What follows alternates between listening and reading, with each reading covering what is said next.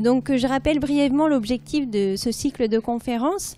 L'idée, c'était de pouvoir rendre plus accessibles les recherches qu'on fait dans le domaine du développement, du bien-être et de la promotion de la santé à un public français, puisque en général on publie en anglais et ça met plusieurs années avant que les retombées arrivent aux oreilles du public français. Donc l'idée, c'était de rendre ces éléments plus facilement accessibles pour vous et aussi de créer des liens avec le terrain, puisqu'on fait notamment de la recherche appliquée, donc sur différents terrains. Et donc potentiellement, il y a des personnes parmi vous qui travaillent auprès de personnes où vous aimeriez qu'on intervienne et qu'on évalue des protocoles de recherche, action dans ce champ.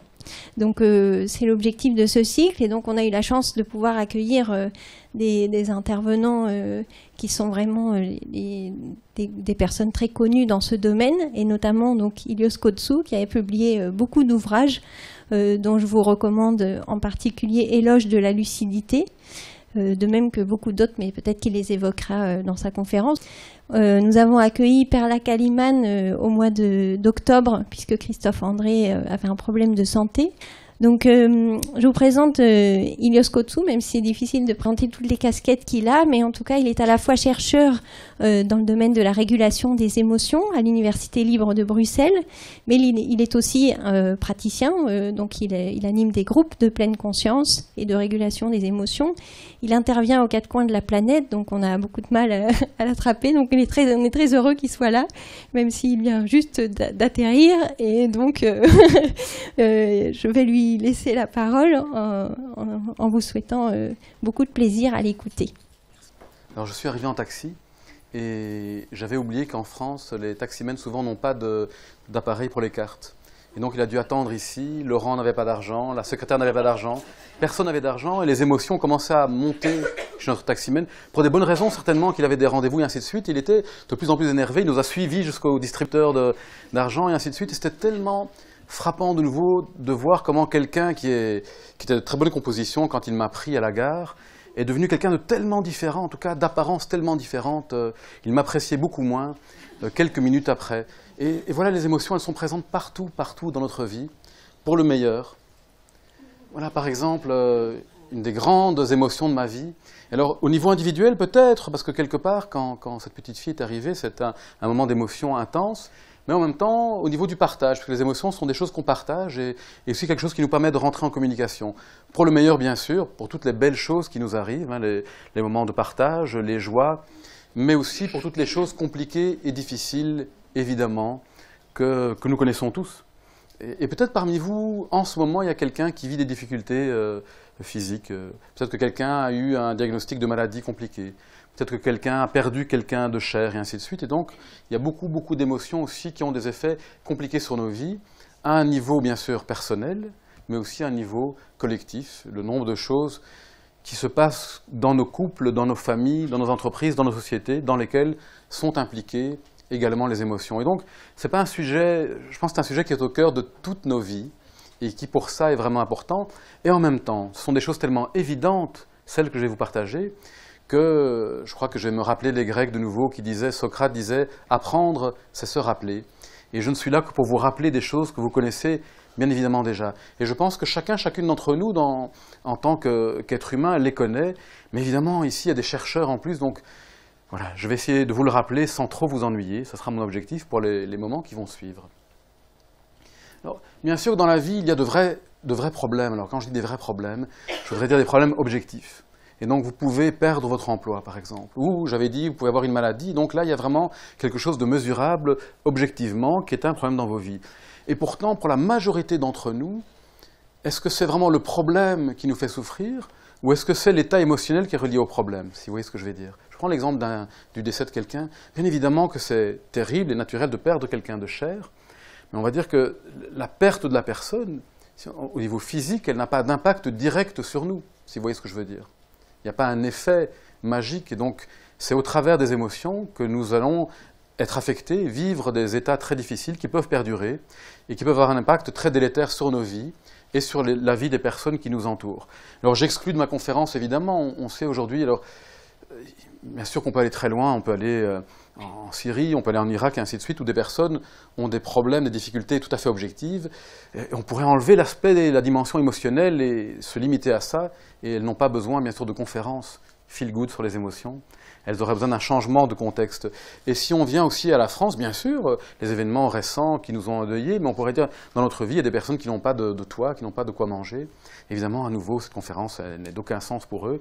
Donc partons du principe que pour beaucoup d'entre nous, nous avons des conditions matérielles, à nouveau, qui nous permettent un bien-être, un minimum de bien-être, et que dans ce cas-là, ce qui peut nous affecter terriblement, c'est cette dimension émotionnelle, c'est pour ça qu'elle est importante. Je vous donne un exemple en quoi elle peut nous affecter. Voilà, la réactivité physiologique due aux émotions a un effet objectif sur notre santé. Alors, vulgairement parlant, on appelle une hormone du stress, on appelle le cortisol. Et on sait qu'au moment où on va être stressé, on va libérer cette hormone.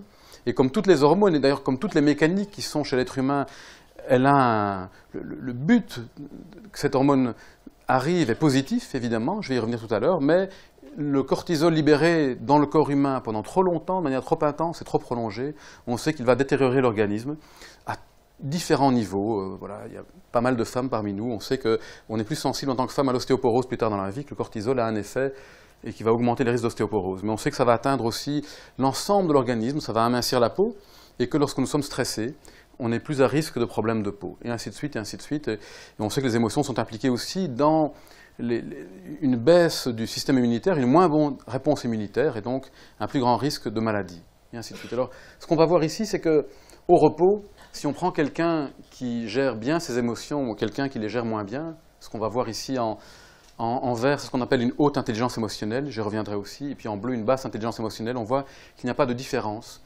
dans la sécrétion du cortisol au repos. Et on va voir ici, lorsqu'on va soumettre ces deux populations ou deux groupes de personnes à un stress important, on voit que les personnes qui ont une moins bonne régulation de leurs émotions, qui sont en bleu, vont s'activer de manière plus importante et vont récupérer moins vite, et donc il y a une plus grande production de cortisol et une moins bonne récupération, et donc ça affecte notre santé de manière beaucoup plus importante. Voilà un effet tout simple au niveau individuel d'une mauvaise régulation de nos émotions. Et on sait aujourd'hui qu'il y a énormément de recherches qui nous montrent qu'un déficit de régulation des émotions est lié à un très grand nombre de pathologies psychosomatiques. Alors, je passe à côté de tout ce qui est anxiété, dépression. Enfin, en fait, je ne devrais pas passer à côté, puisque l'OMS nous dit qu'à l'horizon 2030, c'est la première cause d'invalidité dans le monde. Donc déjà ça devrait rendre légitime le fait de s'intéresser à la régulation des émotions. Mais en dehors de ces questions vraiment purement émotionnelles, si on regarde des maladies plutôt somatiques, et on peut passer de l'asthme au cancer, on sait que les émotions sont impliquées. Alors tout de suite, attention à ne pas tirer des conclusions comme on voit dans les médecines pseudo-scientifiques aujourd'hui qui vont nous dire toutes les maladies sont causées par des conflits psychologiques non réglés. Et donc, réglons le conflit psychologique et plus de cancer, plus de ceci, plus de cela. Il n'y a aucune évidence scientifique aujourd'hui pour ça, mais une évidence scientifique qui nous dit que les maladies sont multifactorielles et que c'est très difficile d'imaginer une pathologie, quelle qu'elle soit, dans laquelle il n'y a pas l'émotion comme facteur, évidemment. Donc c'est un des facteurs qui va expliquer peut-être la sévérité ou de la difficulté et qui peut expliquer la rémission ou le fait de guérir mieux. Ce n'est un des facteurs. Et un exemple, évidemment, un contre-exemple, c'est l'amiante. Si votre maison, il y a de l'amiante dans la maison, indépendamment de vos émotions, vous êtes à risque aggravé de cancer. Par contre, alors je vais faire attention, je ne sais pas s'il y a des biologistes. Est-ce qu'il y a un biologiste parmi vous ou une biologiste? Donc tu pourras corriger si je dis une bêtise. Tu veux bien? Mais je compte sur toi. Alors, les recherches nous montrent aujourd'hui que si on essaie de comprendre ce que c'est que le cancer de manière très simplifiée ici, c'est une question de mutilation génétique. Et donc on a des agents qui vont mutiler nos gènes, mais c'est quelque chose qui arrive tout le temps. Continuellement, nos gènes sont mutilés, mais heureusement, nous avons des agents réparateurs qui vont contrebalancer ces mutilations génétiques. Et lorsque les agresseurs sont trop importants, trop intenses par rapport aux défenseurs, ça finit par créer des mutations trop importantes. Il y a toute une partie de nos cellules qui mutent et qui créent ce qu'on va appeler un cancer. Et on sait que l'amiante, par exemple, les colorants alimentaires et ainsi de suite, sont des agents qui vont influencer ces mutilations génétiques. On sait aussi depuis moins longtemps que le stress, et donc le fait de vivre de manière prolongée des émotions compliquées, a le même effet de mutilation au niveau de nos gènes. Et donc, à nouveau, il n'y a pas de causalité linéaire entre les émotions, le stress et le cancer, mais on peut penser qu'il y a ici un facteur parmi tant d'autres. Et l'avantage de ce facteur-là, c'est qu'on peut peut-être y faire quelque chose plus facilement que des facteurs biologiques qui parfois ne sont pas entre nos mains. Alors au niveau relationnel, bien évidemment, je ne dois pas vous faire de dessin, beaucoup d'entre nous, on a déjà vécu en couple, je ne vais pas vous demander qui a déjà vécu en couple ou vit en couple évidemment, mais vous avez peut-être des amis, des enfants, des collègues et ainsi de suite. Et on peut se dire que l'effet des émotions sur nos vies, il passe par deux grands canaux. La première chose, c'est ce que les émotions nous font, ce qu'elles font à notre corps, par exemple, en termes de santé, je viens d'en parler. Et puis le deuxième point, c'est ce que les émotions nous font faire, ou nous empêchent de faire. Ce que les émotions nous font dire à quelqu'un que nous apprécions, qui n'est pas adapté dans la situation. Ce que les émotions nous font, ou nous empêchent de faire l'attitude qui aurait été l'attitude juste dans cet endroit-là, à ce moment-là, d'aller vers quelqu'un, par exemple. Et suite à nos émotions, nous ne le faisons pas. Et donc, souvent, les problèmes de nos vies sont dus aux choses que l'on a faites ou que l'on n'a pas faites, sous l'effet des émotions. Et à chaque fois, si quelqu'un n'est pas d'accord, vous m'arrêtez directement. Je pense que je vous dis des évidences, comme j'avais dit depuis le début. Tout le monde peut reconnaître ça. Et voilà quelqu'un qui a vécu des émotions assez compliquées. Je crois qu'il a peint de tellement belles choses, mais si on regarde sa vie, c'est peut-être pas un modèle de régulation des émotions. Quelqu'un qui a été jusqu'à couper son oreille pour l'offrir à son ami, son amant, c'est pas très bien, ça dépend des interprétations. Et donc, Van Gogh le savait bien quelque part, puisqu'il disait, n'oublions pas que ces petites émotions sont les grands capitaines de nos vies, et qu'à celles-là, nous obéissons sans le savoir. Et ce n'est pas parce que les émotions sont inconscientes chez nous, qu'on n'est pas conscient de ces émotions-là, qu'elles ont moins d'effet sur nos vies, bien évidemment. Alors, je vous fais un tour... peut-être pas trop long sur la question de ces émotions. Alors vous le savez, les recherches d'Ekman, même si certaines recherches sont remises en question aujourd'hui, on peut penser qu'il y a un certain nombre d'émotions qu'on va appeler émotions de base. Vous les voyez ici, la peur, la colère, la tristesse, la surprise et le dégoût, et qui ont une valeur adaptative. Quand on regarde l'histoire de l'humanité, on imagine que ces émotions-là, les psychologues qu'on appelle évolutionnistes s'intéressent à savoir quelle est la fonction en termes de survie de différentes choses, processus comme les émotions par exemple. Et à quoi servent les émotions dans un contexte de survie? C'est assez simple à comprendre, évidemment. Parmi les différentes fonctions des émotions, on peut penser qu'une fonction centrale, c'est la détection des dangers de l'environnement, des enjeux environnementaux, et la préparation à une réponse adaptée pour la survie de l'organisme par rapport à ces dangers-là. Et donc on peut imaginer, pour la peur, c'est la chose la plus simple à imaginer.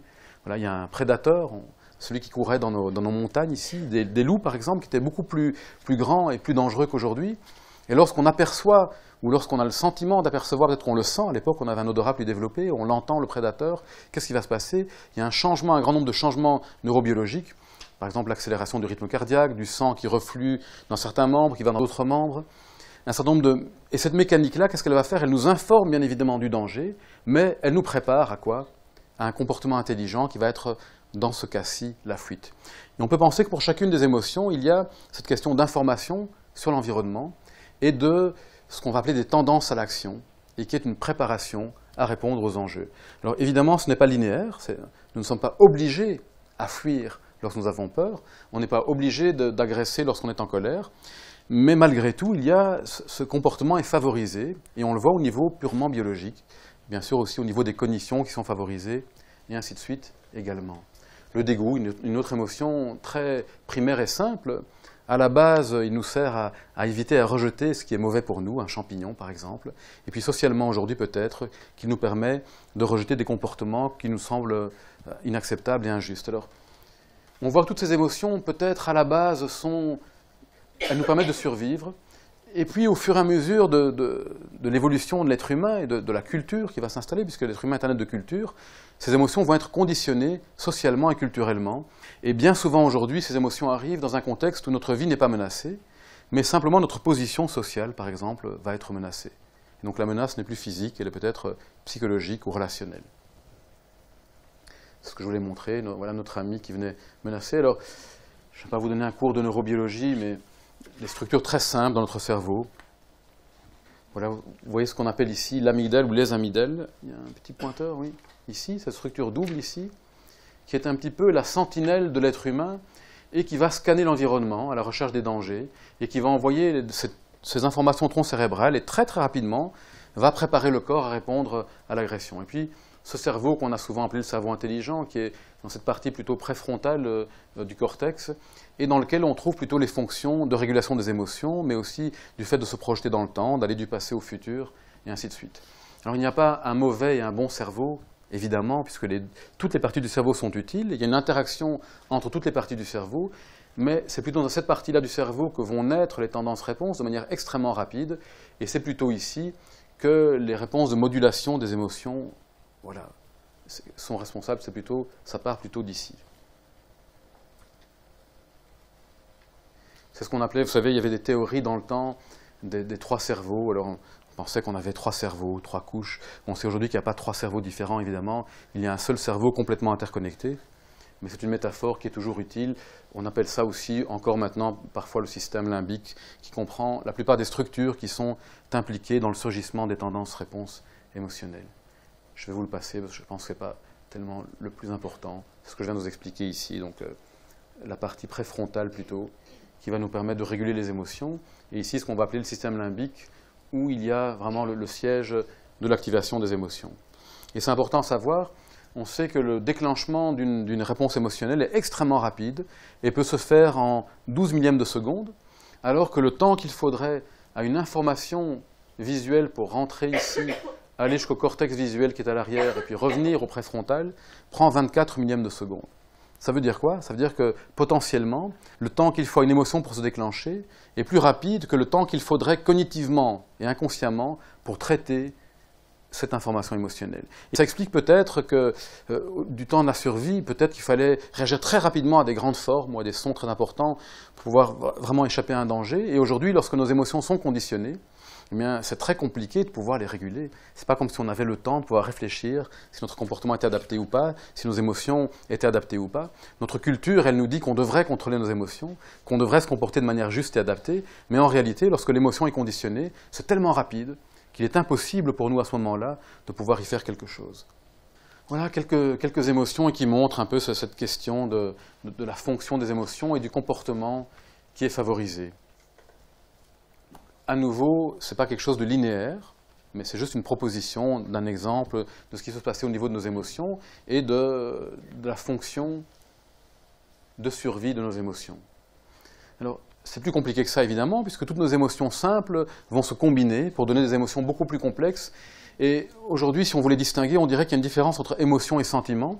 L'émotion est un mouvement du corps, très rapide, très très court, ça dure quelques secondes, qui va changer notre corps au niveau neurobiologique. Les différentes dimensions, ça va être bien sûr un changement au niveau de neurotransmetteurs, du rythme cardiaque et ainsi de suite, mais aussi un changement expressif. Donc on peut voir l'émotion au niveau du changement des expressions faciales. On va retrouver bien sûr un changement au niveau des tendances à l'action, ça va nous porter à faire autre chose. Et on va trouver un changement au niveau de nos cognitions également. Alors, c'est ici qu'on va distinguer les émotions des sentiments. Alors que l'émotion, on peut penser quelque chose de très simple et de biologique. Le sentiment arrive lorsqu'il y a une interaction entre nos pensées, tous nos contenus cognitifs et nos émotions. Et donc, potentiellement, cela donne des milliers de sentiments différents chez l'être humain. On peut avoir des sentiments artistiques, spirituels et ainsi de suite. Alors qu'on imagine que les animaux ont des émotions, bien sûr. Une mouche, d'après Damasio, les mouches éprouvent du dégoût. Mais on ne pense pas que les mouches éprouvent de grands sentiments, évidemment. Et pour la mouche, évidemment, le dégoût sert à quoi? Le dégoût sert à rejeter une substance qui est mauvaise pour elle, même si on se demande quelle substance rejette la mouche. Évidemment, je dis ça, c'est le sens commun, mais c'est vrai, je n'ai pas été creusé pour voir quelles sont les substances que rejettent les mouches, mais on sait, d'après Damasio, qui est un spécialiste du domaine. Alors il y a dans différents modèles qui montrent comment ces émotions se combinent. Et comment les sentiments vont prendre une richesse très importante chez l'être humain. Alors, on peut penser que les émotions sont toutes conditionnées socialement. Et il y a certaines émotions qui sont purement sociales. Voilà quelques exemples. Pourquoi purement sociales? Parce qu'elles n'existent que dans un cadre où il y a des relations. Alors un jour, quelqu'un m'a dit « mais non, on peut éprouver certains de ces sentiments-là tout seul ».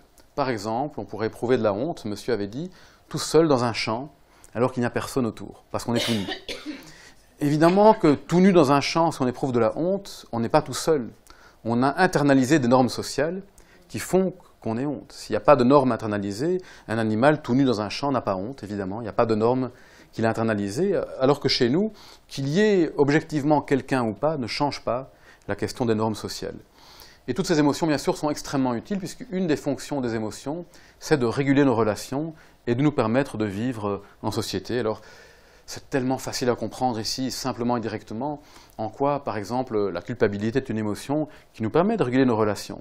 De la même manière que la colère favorise peut-être l'agression, et la culpabilité favorise la réparation, et que si nous n'éprouvions pas de culpabilité, évidemment, on n'aurait pas cette motivation à aller réparer les torts que nous aurions commis à quelqu'un. S'il n'y avait pas de honte, il n'y aurait pas quelque chose qui nous permettrait de savoir que nous avons transgressé des normes sociales et ainsi de suite. Et d'ailleurs, on peut imaginer que tout comme le fait de vivre trop intensément et trop longuement des émotions, c'est délétère pour notre santé, le fait de ne pas les vivre est délétère et très certainement au niveau social. Voilà. On peut penser que les psychopathes, les études sur la psychopathie nous montrent qu'une des caractéristiques peut-être, c'est l'absence de culpabilité. Puisque voilà, la personne ne va pas ressentir cette culpabilité, et donc le fait d'avoir affecté, et peut-être un manque d'empathie émotionnelle aussi, donc le fait d'avoir blessé quelqu'un ou causé du tort, ça ne crée pas ce sentiment-là chez le ou la psychopathe. Alors de ça, je pense qu'assez simplement, c'était le titre de la conférence qui était « Apprivoiser nos sentiments, apprivoiser nos émotions ». Pourquoi?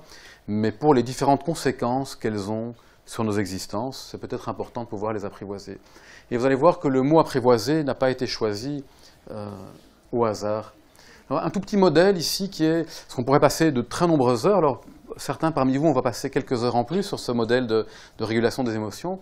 Voilà un modèle avec quelques collègues de Louvain-la-Neuve qui est un modèle de compétences émotionnelles et qui nous montre qu'il y a un certain nombre de compétences qui différencient des personnes qui ont justement de meilleures compétences, de moins bonnes compétences, et on voit qu'il y a un impact sur tous les domaines de la vie, au niveau de la santé, des relations sociales, de la manière de gérer ses équipes, et ainsi de suite, et ainsi de suite. Et donc, si on, très simplement, ces compétences, elles vont se décomposer en 5, identifier, exprimer, comprendre, réguler et utiliser ses émotions, et bien sûr à chaque fois au niveau individuel, et comment on peut exprimer cette compétence au niveau relationnel, et vous allez voir, je vais en illustrer quelques-unes dans cette question de pouvoir apprivoiser nos sentiments. Alors, la première, identifier, c'est tout simple, et c'est pourtant peut-être tellement évident que si nous voulons faire quelque chose de nos sentiments, la première compétence indispensable, c'est de pouvoir savoir, constater, identifier ce que nous vivons. Alors, il y a de très nombreuses recherches scientifiques sur le domaine, et elles sont sur un construit plus particulier qu'on appelle l'alexithymie. Et donc, voilà, si je voulais faire un peu m'amuser, vous savez que les Grecs, je suis d'origine grecque, aiment toujours montrer à quel point tout vient du grec. Allez voir ce film, mon gros mariage grec. Et donc, vous voyez que ce mot alexithymie nous parle tout simplement de l'impossibilité de mettre des mots sur nos sentiments. Un grand nombre de recherches montrent ici, alors, une équipe finlandaise, plus particulièrement, a montré que les personnes qui avaient un haut niveau d'alexithymie, c'est-à-dire une plus grande difficulté à identifier et exprimer un sentiment, avaient une durée de vie statistiquement beaucoup plus courte que ceux qui n'avaient pas ces difficultés-là. Et voilà quelques autres corrélats, beaucoup plus de risques de burn-out, de maladies cardiovasculaires et des problèmes de relations interpersonnelles. Et sur une compétence toute simple, qui est cette capacité à identifier et à exprimer un sentiment. Alors on va trouver de très grandes différences individuelles sur cette échelle-là d'alexithymie.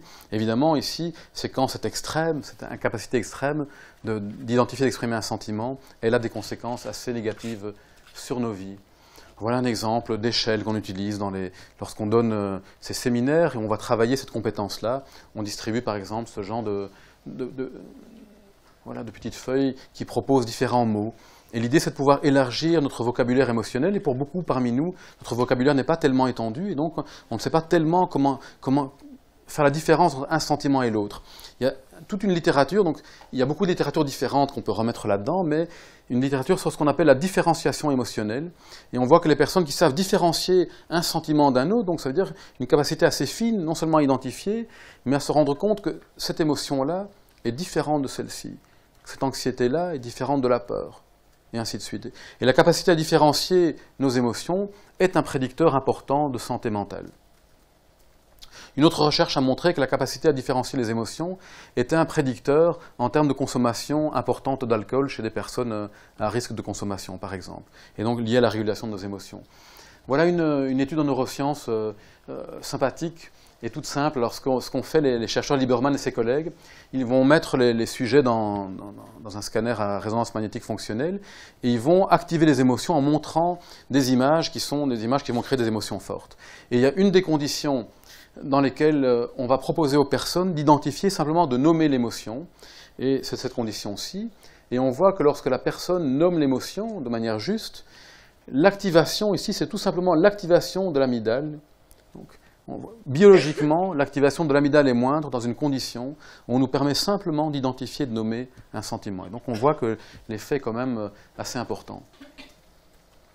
Alors cette capacité n'est pas évidente chez nous tous, et dans les différentes formations que j'ai pu animer avec les personnes, très souvent les personnes rapportent à quel point c'est important, à quel point les effets sont importants.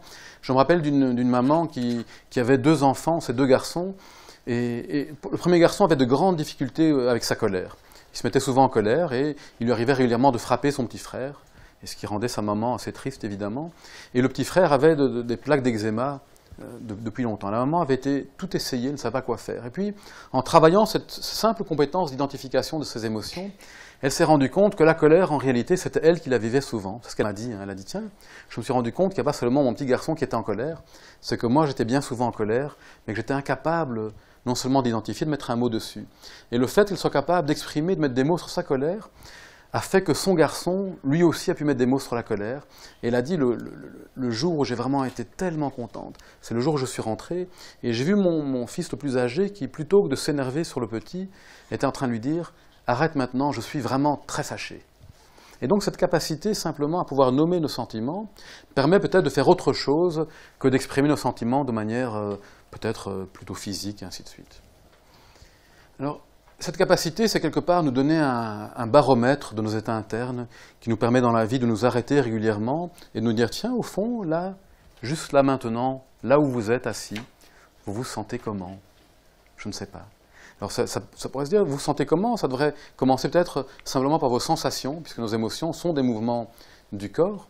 Et donc, quelles sont les sensations que vous éprouvez maintenant? Et puis, quels sont peut-être les sentiments? Quelle est la couleur émotionnelle qui est là présente maintenant? Alors j'avais dit émotion, on pourrait dire sentiment. Christophe André appelle ça un état d'âme, peut-être aussi, hein, cette interaction entre nos pensées, nos cognitions, nos sensations corporelles qu'on peut appeler un état d'âme, et qui va influencer, bien évidemment, tout ce qui va se passer par la suite. Par exemple, les relations que vous pouvez avoir avec moi pendant la suite de cette conférence. Je vais passer à une deuxième compétence, qui est peut-être la compétence la plus centrale par rapport aux différentes compétences émotionnelles, qui est cette capacité à réguler ou à gérer nos émotions. Et je l'ai mis entre parenthèses, ce qui est une évidence, allez voir pour vous tous, puisque la plupart d'entre nous, on aimerait bien réguler, gérer nos sentiments. Pour beaucoup de personnes, c'est même maîtriser nos émotions. Quand on appelle un consultant pour nous donner un cours, on dit, tiens, est-ce que vous pourriez nous aider à maîtriser nos émotions? Et la question, c'est, est-ce que cette régulation des émotions, ça consiste vraiment à maîtriser de cette manière-là nos sentiments? Alors, j'avais noté quelles sont les difficultés, peut-être les obstacles à pouvoir mieux apprivoiser nos sentiments? Il y en a peut-être trois grands obstacles. Un grand obstacle, c'est notre société, aujourd'hui, qui est peut-être assez matérialiste dans le sens de la matière.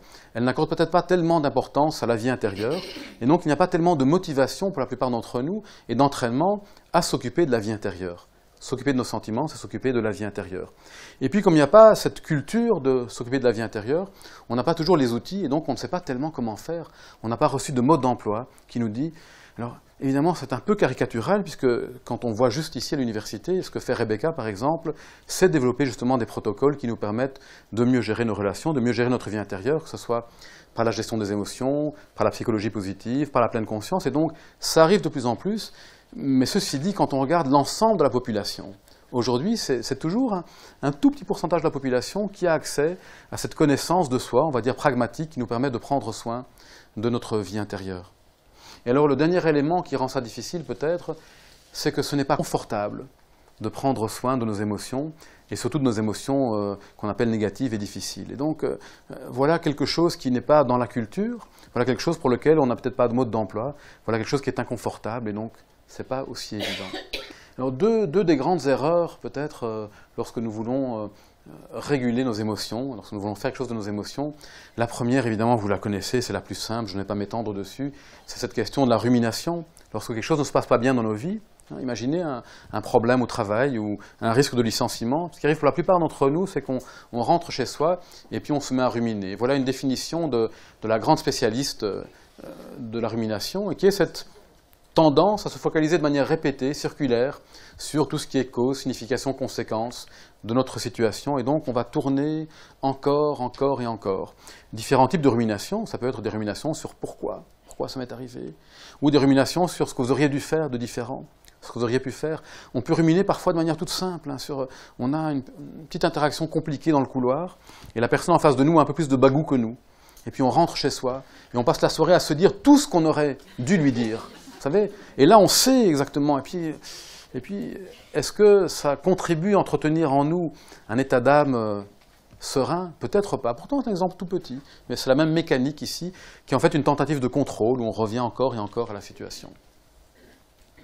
La deuxième, évidemment, la deuxième grande stratégie qui ne fonctionne pas bien, ce sont les évitements. C'est notre tendance à vouloir éviter les émotions qui sont inconfortables. Et ici, il y a énormément de littérature. Je ne pourrais pas ici vous faire la revue de la littérature qui nous montre que notre tendance à ne pas vouloir vivre des émotions compliquées, difficiles, négatives, est le facteur central des difficultés émotionnelles.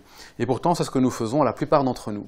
Lorsqu'une émotion est compliquée, difficile, l'anxiété par exemple, c'est rare que quelqu'un aime vivre de l'anxiété. Évidemment, ce n'est pas très sain l'anxiété. Donc, dès qu'il y a un signe d'anxiété qui arrive, nous allons tenter de faire quoi ?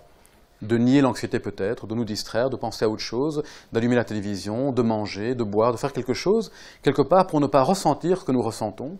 Et on sait que ce type de stratégie-là est plutôt délétère. Alors, un exemple très simple de ce type de stratégie, je peux en donner deux, très simples. Le premier, c'est une jeune femme que j'avais rencontrée, qui adorait la musique, elle était musicienne elle-même, et son père aimait beaucoup la musique, c'était un musicien aussi.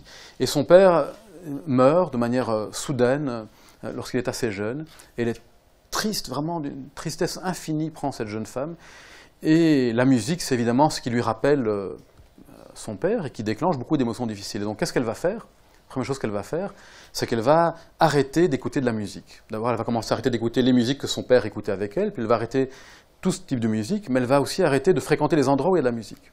Puis elle va arrêter de jouer de la musique elle-même.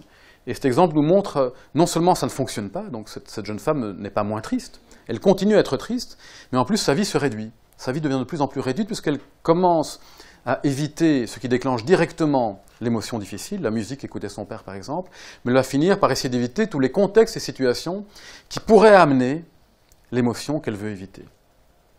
Ça réduit sa vie, ça la rend plus difficile.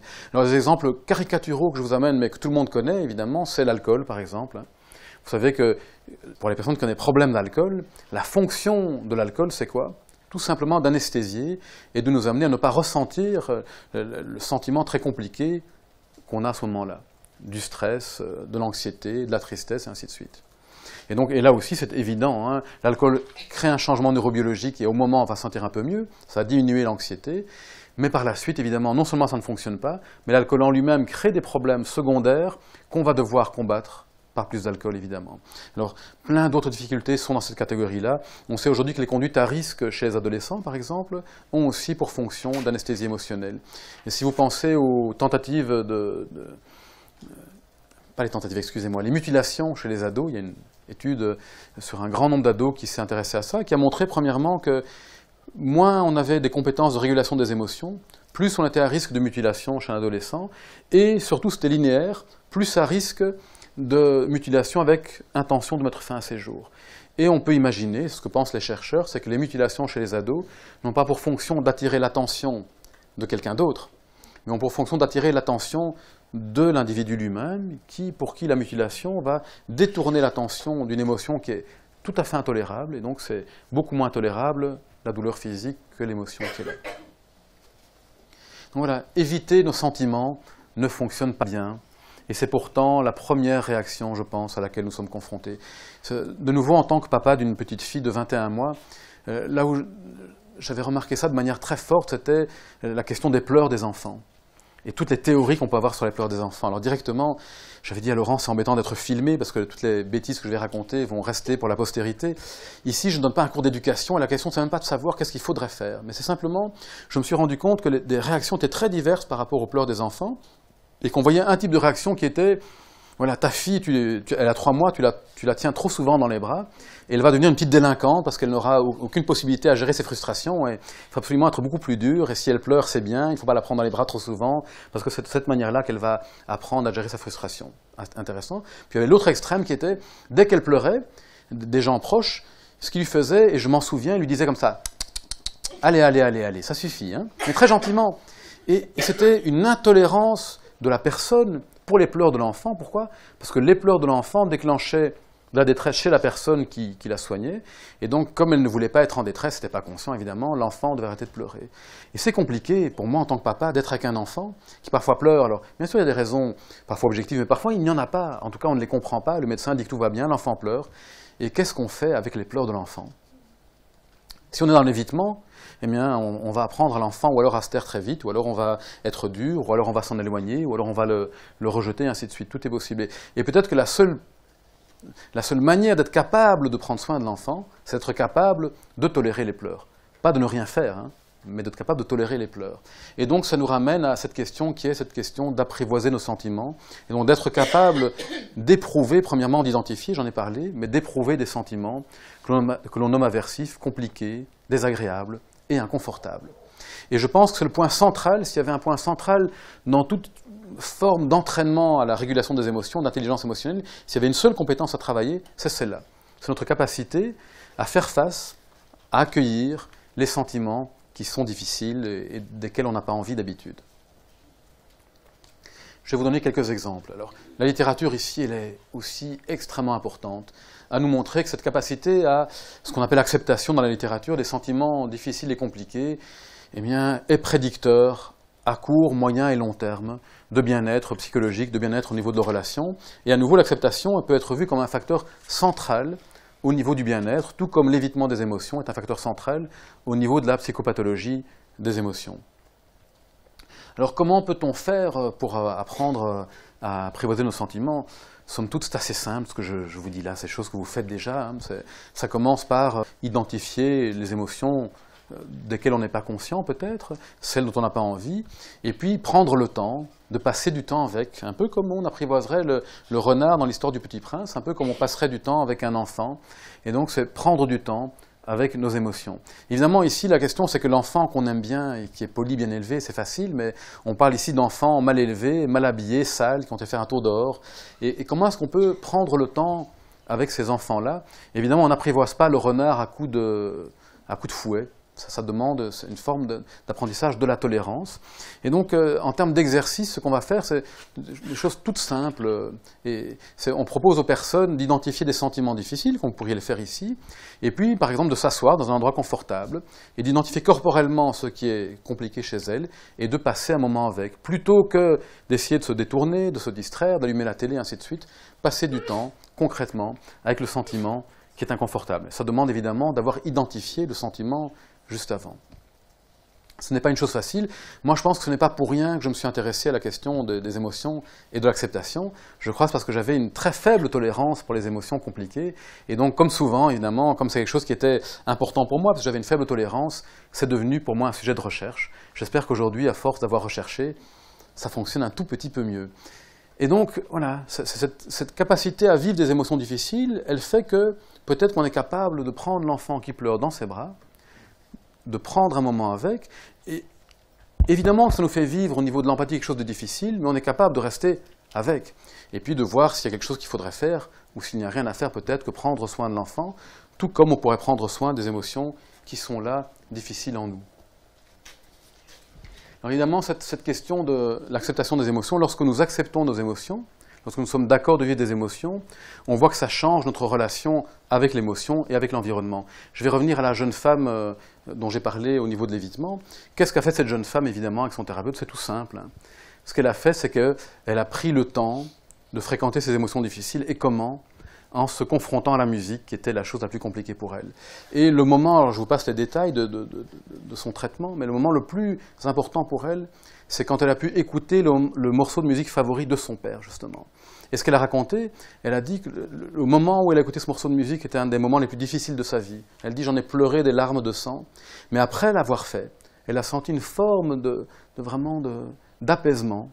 Et suite à ça, alors ça n'a pas été magique, hein, ici je parle d'un moment, de tout un travail qu'elle a fait, mais suite à ça, qu'est-ce qu'elle a fait? Elle a recommencé non seulement à écouter de la musique, à jouer de la musique, mais elle a pu là aussi se connecter à ce qu'il y avait de positif dans l'histoire qu'elle avait eue avec son père. Puisque le fait de devoir éviter tout ce qui lui rappelait son père, fait qu'elle devait éviter aussi de se rappeler de son père, et donc elle se coupait de tout ce qu'il y avait de positif dans son histoire avec son papa.